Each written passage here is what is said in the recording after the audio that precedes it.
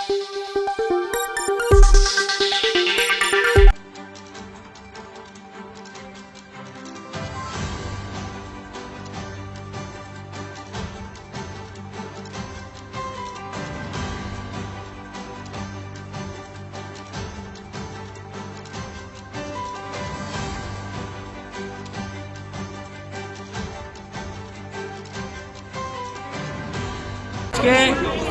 জলপাইগুড়ি পৌরসভার 11 নম্বর ওয়ার্ডে আপনারা দেখতে পাচ্ছেন আমরা প্রচুর মানুষ উপস্থিত হয়েছে। সর্বভারতীয় তৃণমূল কংগ্রেসের সুপ্রিমো মমতা বন্দ্যোপাধ্যায়ের অনুপ্রেরণা এবং অভিষেক বন্দ্যোপাধ্যায়ের বিশ্বাস এবং আশীর্বাদকে সাথে নিয়ে আজকে আপনারা দেখতে পাচ্ছেন দেবাদিদেব শিব, মা দুর্গা, মা কালী থেকে শুরু করে আজকে লক্ষ্মীনারায়ণ, শ্রীকৃষ্ণ, রাধাকৃষ্ণ থেকে শুরু করে এমনকি রাম সীতা সবার ছবি নিয়ে আজকে আমরা এবং সিদ্ধিদাতা গণেশ সবাইকে নিয়ে আজকে আমরা অগ্রিম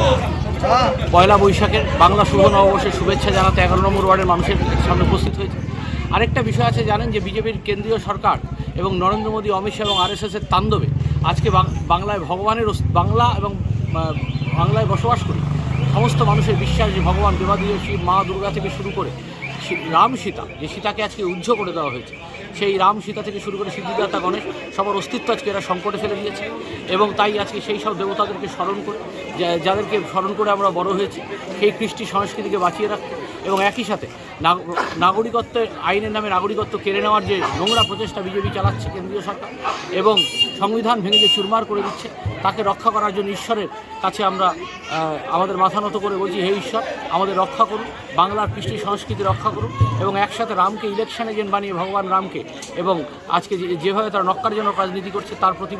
প্রতিরোধ গড়ে তুলতে আমরা রাম সীতার ছবিও সাথে রেখেছি। আমরা বলতে এসেছি যে বাংলা, বাঙালি এবং বাংলায় বসবাস করি সমস্ত মানুষের কৃষ্টি এবং সংস্কৃতিকে রক্ষা করতে হবে এবং 11 নম্বর ওয়ার্ডের সুধী নাগরিকবৃন্দ যাতে আমাদের অগ্রিম শুভেচ্ছা, শুভ নববর্ষের এবং প্রণাম যাতে গ্রহণ করে, তার জন্য আজকে কাউন্সিলরকে নিয়ে প্রচুর মানুষকে আমি রাস্তায় নেব।